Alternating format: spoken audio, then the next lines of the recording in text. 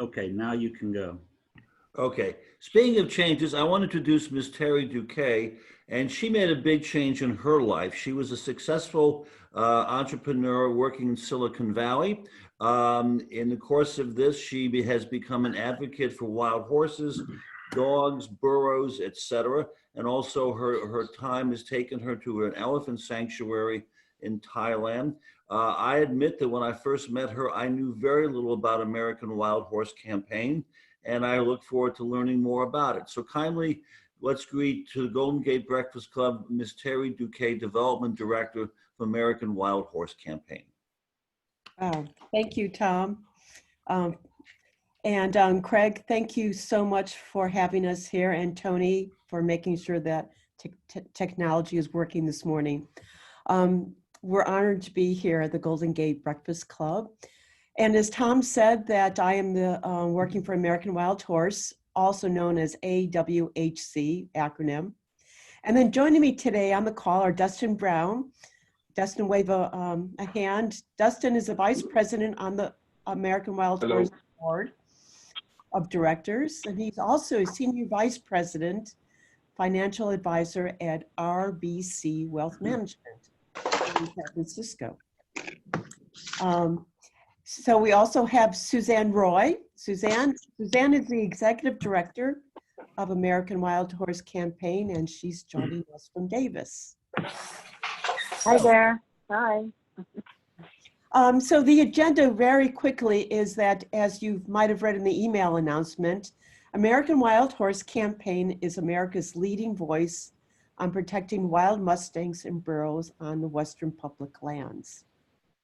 We are a 501c3 nonprofit organization, headquarters in Davis, where Suzanne is, and we have a team located in Northern California, here in the Bay Area, Nevada, and the East Coast, which includes Washington, D.C. So a little bit about what we're going to show you today. We're going to start off with a video that's about 5 minutes, and hopefully the internet will work with us. And this is going to give you an overview of the issue and our organization. And then after the video, Dustin will come on. He'll tell you a little bit more about him, his involvement, more about the issue and how he got involved. And then we'll open it up with questions with Suzanne and Dustin. So I think with that, Tony, let's take it away and play the video.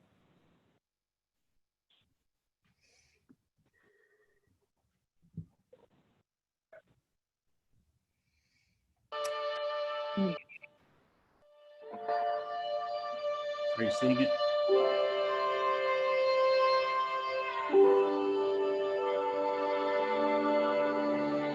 Every year, the Bureau of Land Management, an agency within the U.S. Department of the Interior, rounds up thousands of wild horses and burros from our public lands in the West.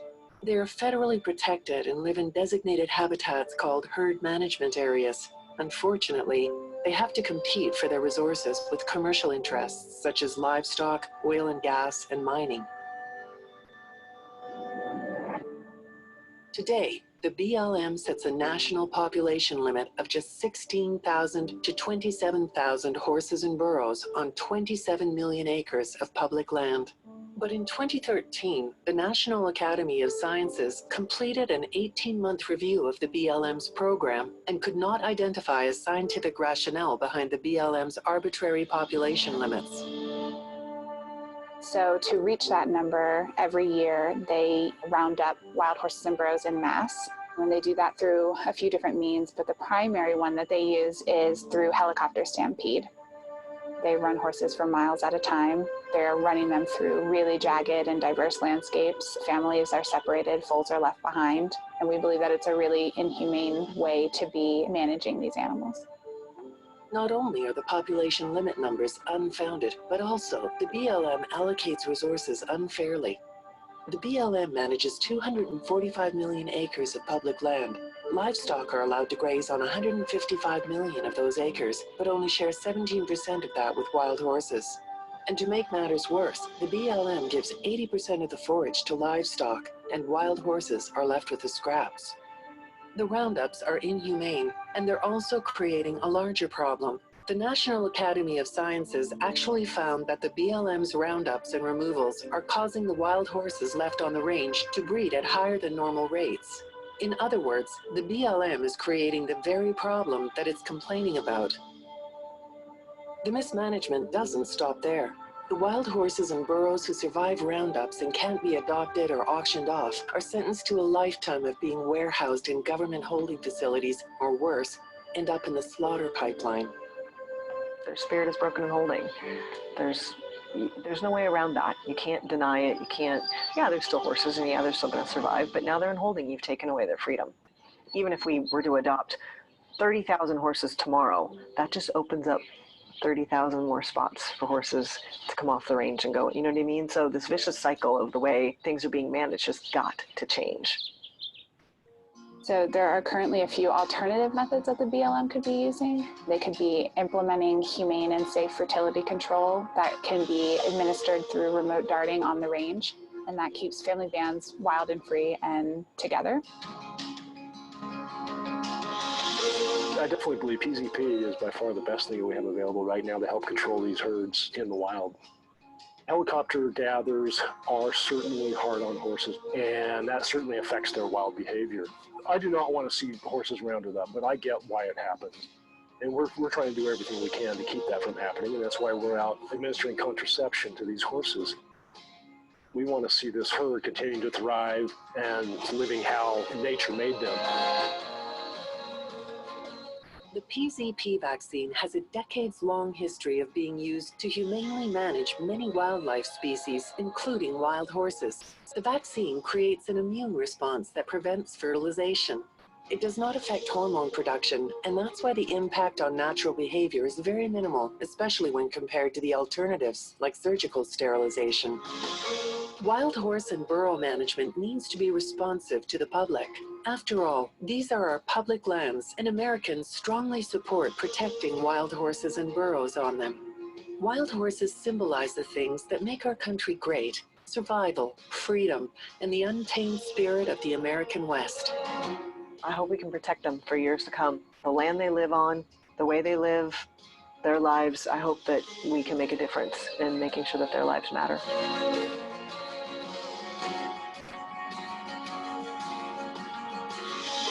Please join us in the fight to protect these national icons.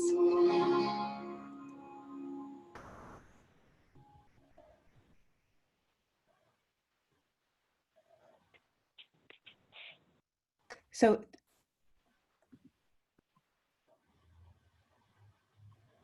You're on mute, Terry. Terry, you're on mute.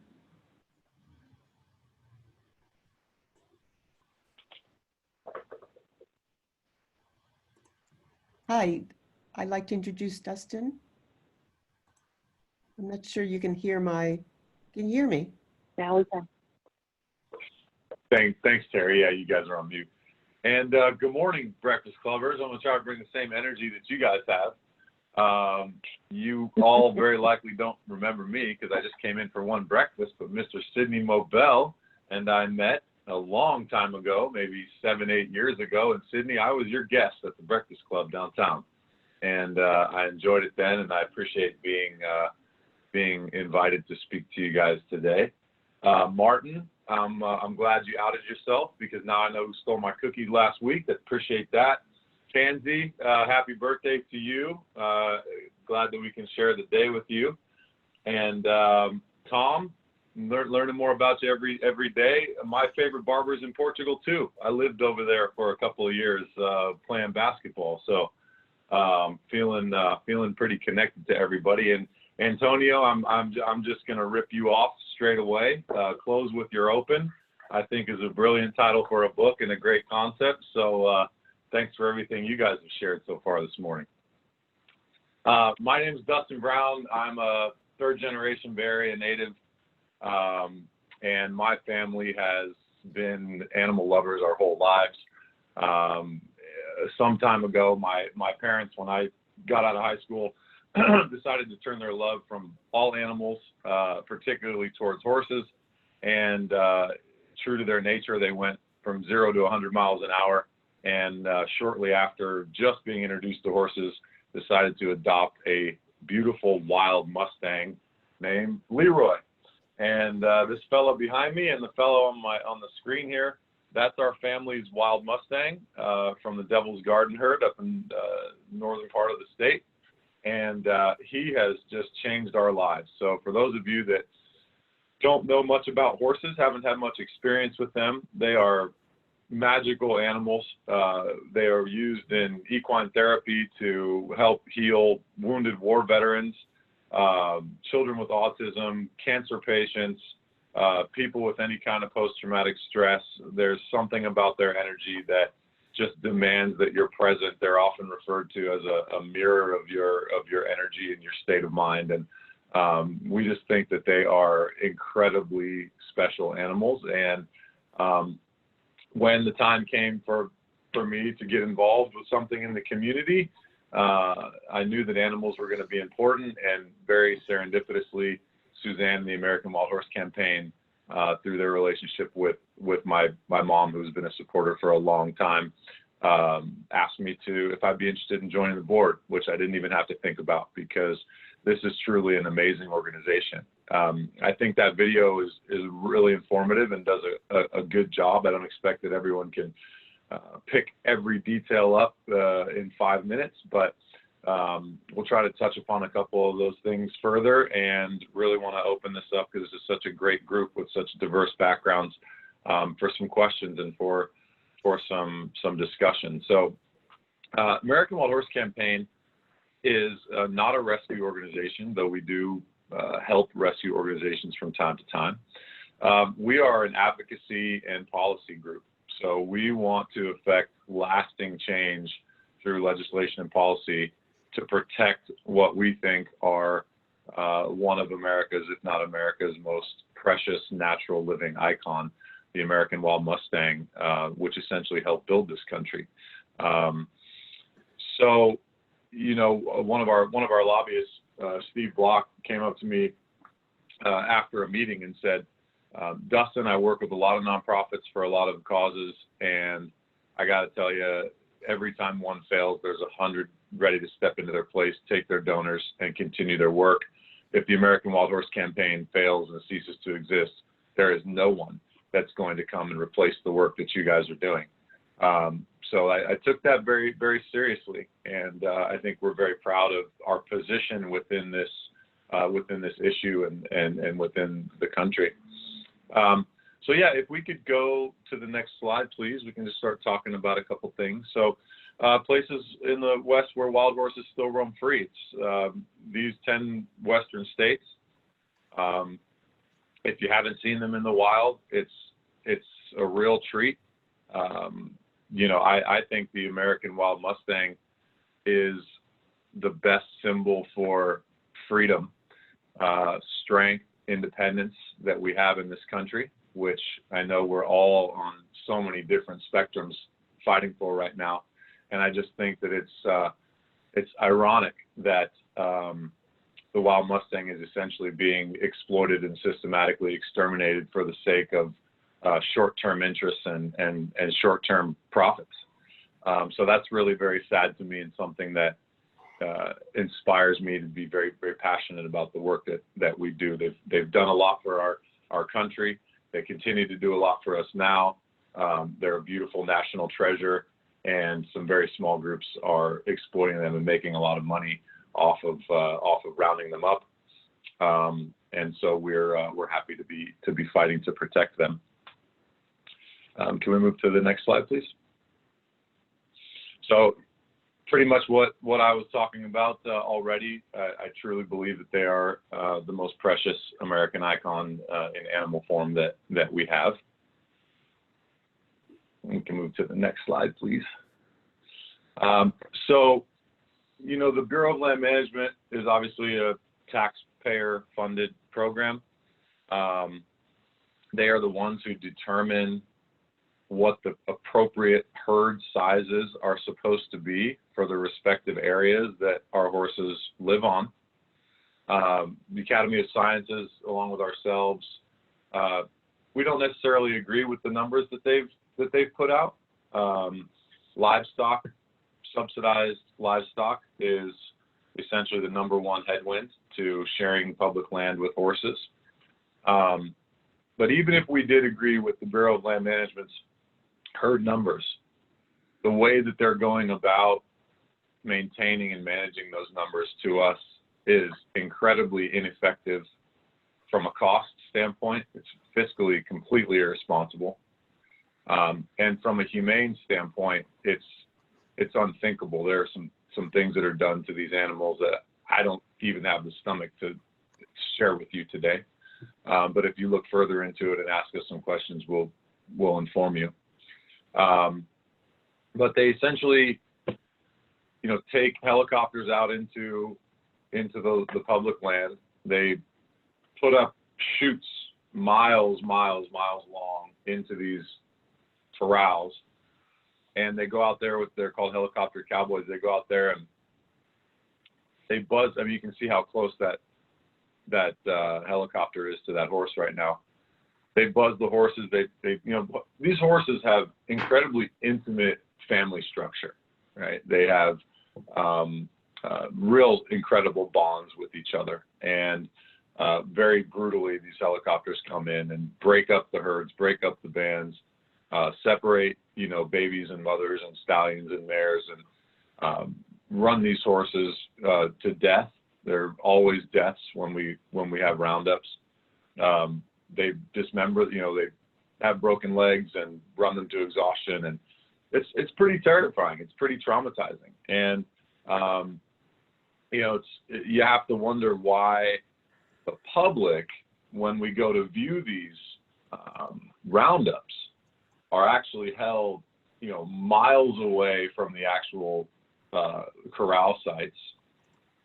They say that it's out of our safety. And then we are actually chaperoned by armed federal guard at the same time. So we're kept, very far away from the roundup sites, and we're held down by armed federal guard, which is very curious to me. So science has also shown that, the way that the Bureau of Land Management is going about managing or mismanaging these herds is actually having a negative evolutionary effect, and it's causing them to accelerate the rate at which they are reproducing. It's just survival of the fittest, right? They're reproducing because they can feel that their instincts is that they can feel that they're under threat. This is also, as I mentioned, very expensive, and that's leveraged as one of the reasons why we should just have a swift, permanent solution to this. But if we step back for a minute and just look at why it costs so much and whether it should cost so much, I think you're going to find a lot of holes in that theory. There's an outfit, the Coutures run the helicopter cowboy outfit. They get about, I think, $600 a head to round up these horses. They have made tens of millions of dollars in the last decade rounding up these horses. So I don't want to attack anybody's livelihood, but I don't want someone to profit unjustly for something that can be avoided and it is inhumane. So that's where we have a cross.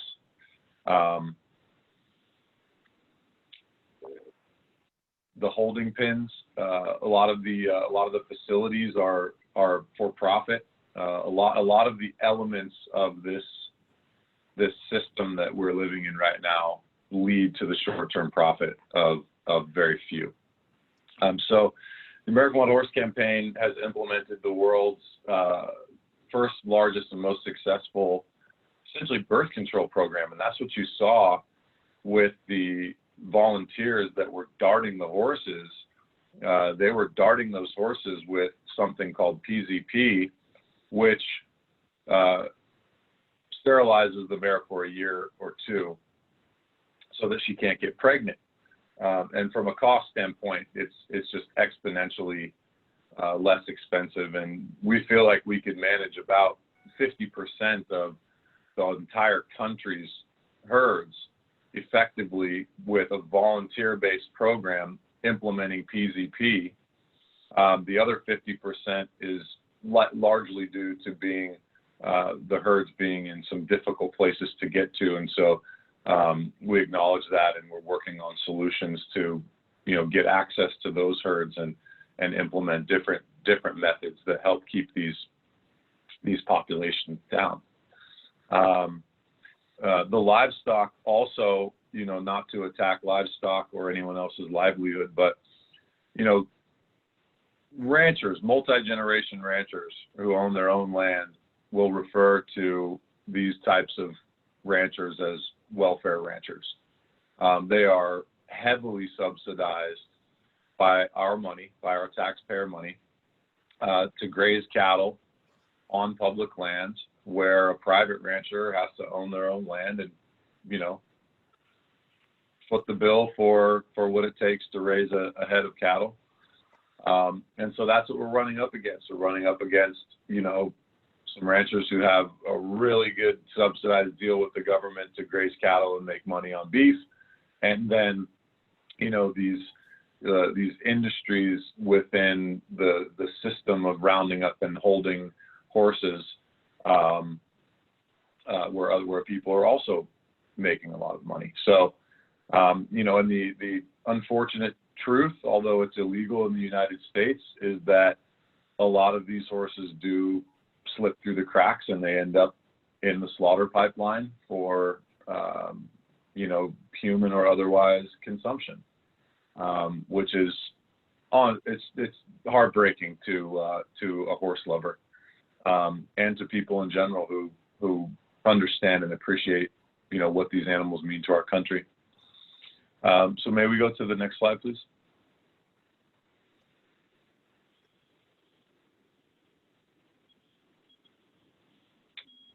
There we go. So here's a pretty quick description of, our money, right? All of us on this call today, how it's being mismanaged. $10 million a year for helicopter roundups. I think we could run the entire PZP program for a fraction of that, wouldn't you say, Suzanne? Absolutely, absolutely. $57 million in government. $57 million in government holding facilities. I mean, this is eerily similar to the penitentiary system in the United States, and the fact that it's for profit, and the fact that we've perhaps systematically funneled people unjustly into those systems for the sake of profit. Not that some of them don't belong to be there, but some of them don't, I believe. 2019 budget for the wild horse program, $81 million. $102 million. I mean, if you've ever heard the stories about a government toilet costing $1,500, we're talking about the same thing here. We're talking about lack of oversight, lack of accountability, just wastefulness. BLM 2025 budget for wild horse program projected $360 million. So, this is, I don't like playing games where the rules change all the time to benefit somebody that's making the rules. And this is an example of that. We have what we believe is an inflated projection of what it's actually going to cost to resolve this problem, so that the government can essentially garner support to take a very unpopular, swift action and essentially bring these horses close to extinction levels. So this just doesn't sit right with us on any account. Again, even if we were in agreement with the Bureau of Land Management's reasonable number for herds, this isn't the way to go about doing it. Wasting our money and destroying families of horses and putting these horses through death and torture and potentially slaughter. That's just not the way to do it. So our organization, again, is focused, committed, and incredibly successful. at fighting this. And we'll go to the next slide, please, and we'll take a look at some of the ways that we're doing that. So legislation, as I mentioned, we're on Capitol Hill. We have a fantastic team of lobbyists from both sides of the aisle that advocate for humane policies for wild horses. We have a huge grassroots support base of 800,000 supporters. I think back during the Vietnam War, this was the #2 most heated or popular issue, whichever way you want to look at it, next to the Vietnam War within the United States. Land acquisition, we've started recently a land trust to purchase critical habitat in or adjacent to wild horse areas, so that we can preserve some of their habitat and we can have more access and control to implement some of these solutions that we work so hard on. Litigation, sometimes that's the only way, sometimes that's the only way is to litigate. I'm personally not a litigious person by nature, but in this case, we have no choice. And so we file lawsuits, and we're very, very successful at those lawsuits, largely because the violations are so egregious. They're pretty clear once you bring it through, thank God we have a good system and a court of law for the most part. And we can have faith that, as long as we have the resources and the capital, that we can pursue litigation and be successful. And then in the wild management, implementing PZP, as I mentioned, is likely the most effective way, just the biggest leap forward that we can take with over half the wild horse population to effect some change here and stop the bleeding from a taxpayer standpoint and from a humane standpoint with the horses. So I know we've gone on for a bit now. I don't want to bore everyone to sleep, but I think that's a good summary of who we are and what we're doing, and we'd love to take some questions and hear some comments and continue the discussion. I have a question. All right, Rick. Dustin, I'm wondering what happens with the horses that are corralled by the percentages. So what is the disposition of those horses? I assume on the positive side, some get adopted and go to a nice home. And on the negative side, I have a feeling that a certain percentage are euthanized and end up as mortadella, or I seem to remember as a kid, go to the glue factory is what they said. So can you sort of tell us what happens by the percentages to those horses that end up in those BLM corrals? Yeah, Suzanne knows the numbers forward and backwards. Yep. So I might defer a few of these questions to her just for accurate information's sake. Yeah, sure. Well, you're right. There are a small number of horses that get adopted every year. It's usually around 3,000. But the BLM can remove 7,000 to 10,000 horses a year from the public lands. So the horses that don't get adopted or sold currently go into holding pens. They either stay in the holding pens they're brought to off the range, or they're moved to long-term pastures in Oklahoma, South Dakota, Kansas, those kind of places. They're maintained at taxpayer expense, excuse me, for life. So it's a completely insane situation. Now, this administration, when it came in, Congress currently prohibits the BLM from selling horses directly for slaughter. But this administration, when it came in, asked Congress to lift the ban on slaughtering horses, and there was kind of a massive public pushback, and that was dropped. So we're in a situation where we're basically warehousing wild horses, taking them from the wild where they don't cost us any money and putting them in holding where they cost us between $6. It's like $3 to $6 per day per horse. And then just on top of that, there are always BLM horses that fall through the cracks and end up in the slaughter pipeline through the adoption or sales process. Some horses are sold for $25 a piece, and we see a high turnover of those horses dumped at auctions where they are shipped to slaughter. So it's a system that makes no sense and desperately needs reform. Thank you for your answer. We have Christine Thank you for the Torrington. question. Christine? You have to unmute yourself. There we are. Hi, good morning. I had a couple questions. I was going to make a comment earlier, but thank you. Not right at the moment. You've answered them all. They've been great. Thank you. We have some more questions. Bill Buchanan? Good morning, Terry and Dustin. Bill Buchanan here. I want to commend you for your efforts to solve the problem of wild horses. Actually, if it was up to me, if we hadn't chosen the bald eagle, I would have gone for the Mustang as the national symbol.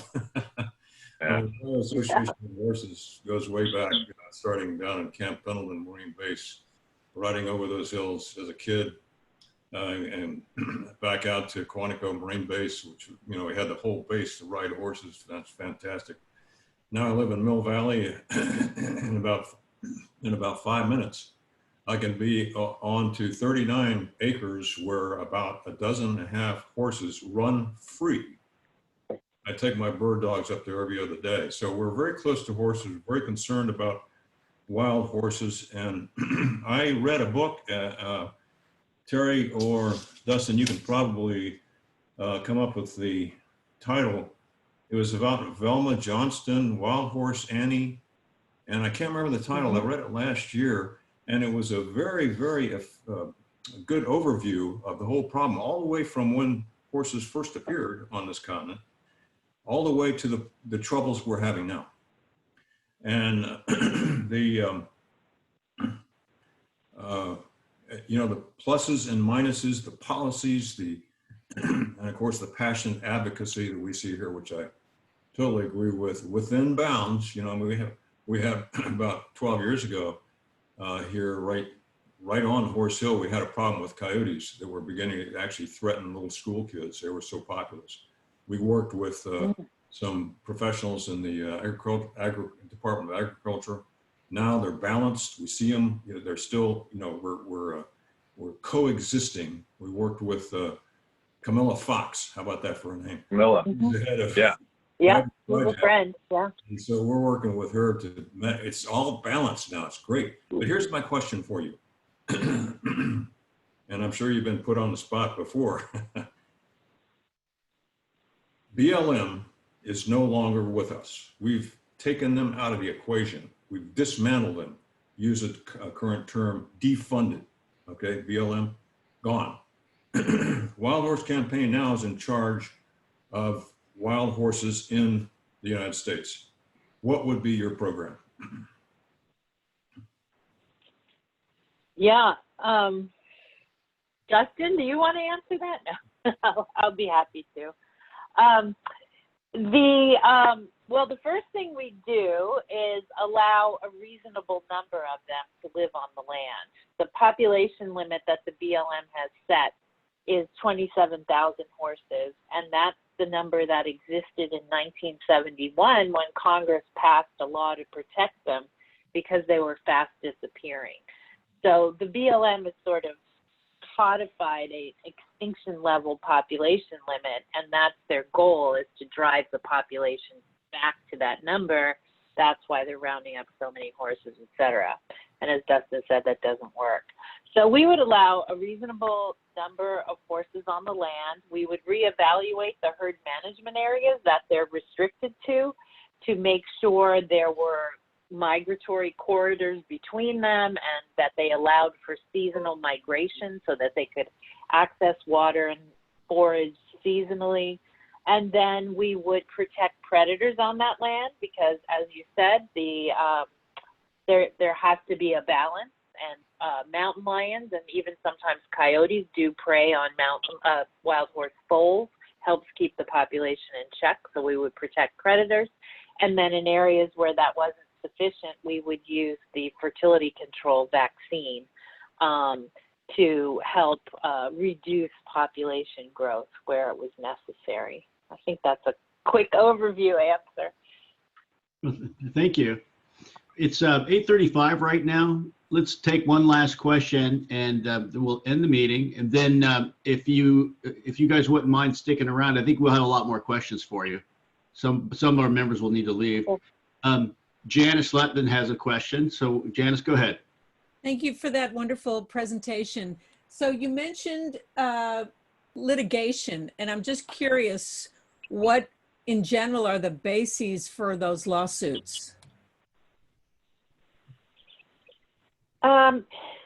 So the bases of the lawsuits are upholding some, basic environmental laws, which is the Wild Free Roaming Horses and Burros Act, which was passed in 1971 to protect the horses.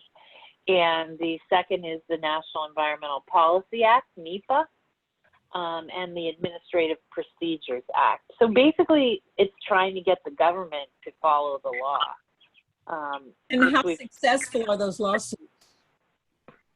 Yeah, we've been really successful. I think we've got about a dozen legal victories, including at the DC Circuit Court of Appeals, the 10th Circuit, and the 9th Circuit. So we've established some pretty important precedents.